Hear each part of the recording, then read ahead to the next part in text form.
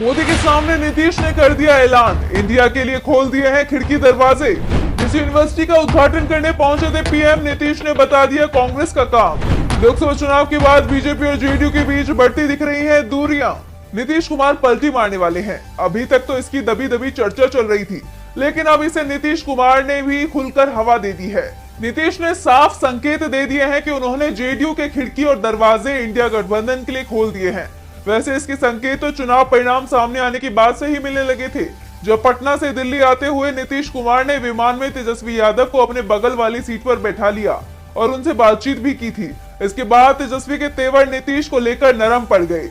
India गठबंधन भी नीतीश को लेकर नरमी दिखा रहा है, तो नीतीश के तेवर भी बदले बदले दिखाई दे रहे हैं और नीतीश ने अपने बदले हुए तेवरों का एहसास पीएम मोदी को भी करा दिया है। बुधवार को पीएम मोदी बिहार पहुंचे थे, नालंदा यूनिवर्सिटी के नए परिसर का उद्घाटन किया।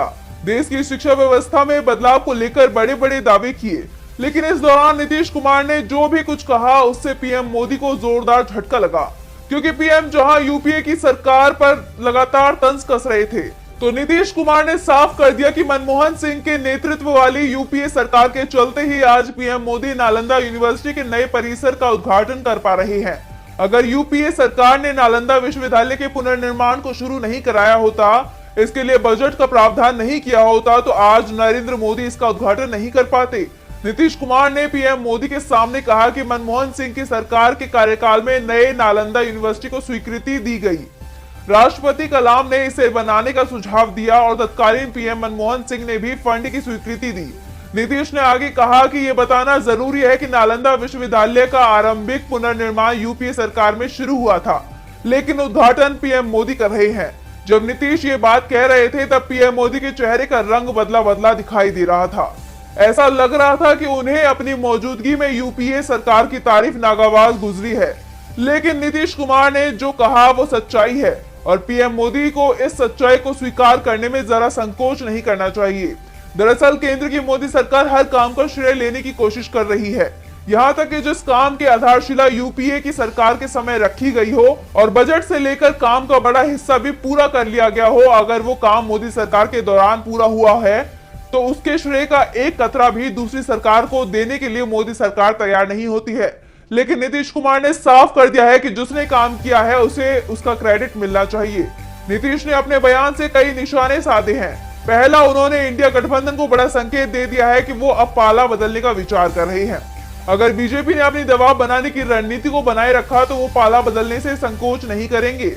अब इंडिया की तरफ से पॉजिटिव संकेतों का इंतजार नीतीश कुमार को है। वैसे इंडिया की तरफ से पहले से ही पॉजिटिव संकेत मिल रहे हैं कि अगर नीतीश कुमार आते हैं तो उनका स्वागत किया जाएगा। और अब यहाँ तक कहा जा रहा है कि जेडीयू और कांग्रेस नेताओं के बीच इसे लेकर बातचीत भी शुरू हो गई है और कांग्रेस नेता राहुल गांधी ने तो इसे लेकर बड़ी बात भी कह दी है। हाल ही में राहुल गांधी ने कहा था कि एनडीए में शामिल कुछ पार्टियां उनके संपर्क में हैं और तभी से कहा जा रहा था कि राहुल गांधी टीडीपी और जेडीयू की बात कर रहे हैं। टीडीपी की तरफ से तो फिलहाल खुलकर कुछ नहीं कहा गया है, लेकिन नीतीश ने जरूर बता दिया है कि वो कांग्रेस के साथ जाने की तैयारी कर रहे हैं और इसलिए वो पीएम मोदी के सामने अब कांग्रेस के नेताओं और कांग्रेस के नेतृत्व वाली सरकार की तारीफ कर रहे हैं। देश में फिर होंगे लोकसभा चुनाव। मॉनसून के बाद चुनाव आयोग करेगा तारीखों का ऐलान। लोकसभा चुनाव को लेकर आ रही है बड़ी खबर, इंडिया भी तैयार। इस बार के चुनाव में किसी भी दल को नहीं मिला बहुमत। देश एक बार फिर से मध्यावधि चुनाव की तरफ जाता हुआ दिखाई दे रहा है। हाल ही में हुए लोकसभा चुनावों में किसी भी दल को बहुमत नहीं मिला था। 400 पार का दावा करने वाली बीजेपी 240 पर ही अटक गई, तो दूसरी तरफ इंडिया गठबंधन की सीटों की संख्या दोगुनी से भी ज्यादा हो गई। इंडिया के हिस्से 234 सीटें आई हैं। आमतौर पर माना जाता है कि जो दल सरकार बनाता है उसके साथ चुनाव के बाद निर्दलीय और छोटे दल जुड़ जाते हैं, लेकिन इस समय उल्टा हो रहा है। सत्ताधारी बीजेपी को छोड़कर निर्दलीयों की पहली और एकमात्र पसंद कांग्रेस बन गई है। कांग्रेस तेजी से मजबूत हो रही है और कांग्रेस नेता राहुल गांधी दावा कर रहे हैं कि इस सरकार को जब चाहे तब गिरा देंगे, जिससे पीएम मोदी परेशान दिखाई दे रहे हैं। सरकार के पसीने छूटे हुए हैं। विपक्ष के तेवरों ने मोदी सरकार को हिलाकर रख दिया है। इस बीच अब जो खबरें सामने आ रही हैं उसमें दावा किया जा रहा है कि बीजेपी नए सिरे से चुनाव की तैयारियों में जुट गई है। पार्टी को हुए बड़े नुकसान के बाद अब एक बार फिर से चुनाव की तैयारी है। अभी संसद के विशेष सत्र के बाद 22 जुलाई से मॉनसून सत्र बुलाने का ऐलान हो चुका है। मॉनसून सत्र में सरकार बजट पास कर सदन में बहुमत साबित करेगी और उसके बाद सदन के शीतकालीन सत्र से पहले देश में नए चुनाव का ऐलान करा दिया जाएगा। दरअसल बीजेपी को इस बात का एहसास हो गया है कि अक्टूबर नवंबर में होने वाले महाराष्ट्र विधानसभा चुनाव के नतीजे आने के बाद पूरा खेल बीजेपी के हाथ से निकल जाएगा। महाराष्ट्र में इंडिया गठबंधन की जीत के दावे अभी से किए जा रहे हैं और महाराष्ट्र में बीजेपी की हार के बाद देश की राजनीति में जबरदस्त उथल पुथल देखने को मिल सकती है। एनडीए में शामिल कई दल इंडिया में शामिल हो सकते हैं तो बीजेपी में ही बड़ी टूट हो सकती है। सत्ता हाथ से फिसलते ही बीजेपी के करीब 50 सांसद भी पाला बदलकर इंडिया में जा सकते हैं और इसी की चिंता बीजेपी को दिखाई दे रही है, क्योंकि 6 महीने बाद देश में इंडिया की सरकार बनना तय माना जा रहा है। इसी डर से बीजेपी अभी से ही नए चुनाव करवाने की तैयारी में जुट गई है। दरअसल टीडीपी और बीजेपी के बीच की दूरियां बढ़ने लगी हैं, तो जेडीयू नेता नीतीश कुमार ने मोदी के सामने ही यूपीए सरकार की तारीफ कर बता दिया है कि वो एक बार फिर पलटी मारने की तैयारी कर रहे हैं। यानी एनडीए में बड़ी टूट तय मानी जा रही है, जिसके बाद बीजेपी की तरफ से मध्यावधि चुनाव के विकल्प पर तेजी से विचार किया जा रहा है और कहा जा रहा है कि पार्टी ने इसकी तैयारी भी शुरू कर दी है। दावा तो यहां तक किया जा रहा है कि बीजेपी ने अभी से ही उम्मीदवारों के चयन की तैयारी शुरू कर दी है।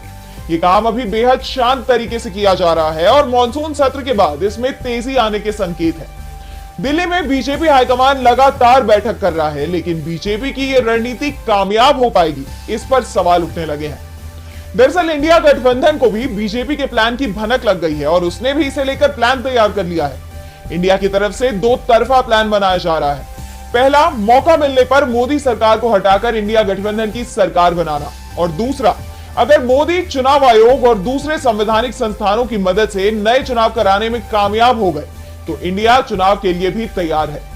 वैसे दावा तो यह किया जा रहा है कि महाराष्ट्र विधानसभा चुनाव से पहले ही इंडिया अपनी सरकार बना लेगा।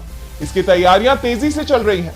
राहुल और ममता तो खुलकर बोल चुके हैं कि बीजेपी के सांसद उनके संपर्क में हैं और अब जिस तरह का डर बीजेपी के अंदर दिखाई दे रहा है, टीवी चैनल अपना रुख बदल रहे हैं और अब इंडिया गठबंधन के नेताओं से जुड़ी खबरें दिखा रहे हैं। सरकार के खिलाफ चल रहे आंदोलन को टीवी चैनलों पर स्पेस मिल रहा है।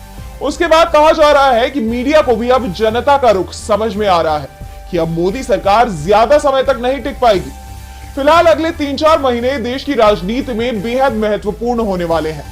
सबसे पहले तो संसद का विशेष सत्र जो 24 जुलाई से शुरू हो रहा है, उसमें इंडिया गठबंधन अपनी ताकत दिखाएगा और उसके बाद मॉनसून सत्र में सरकार को हटाने की तैयारी करेगा।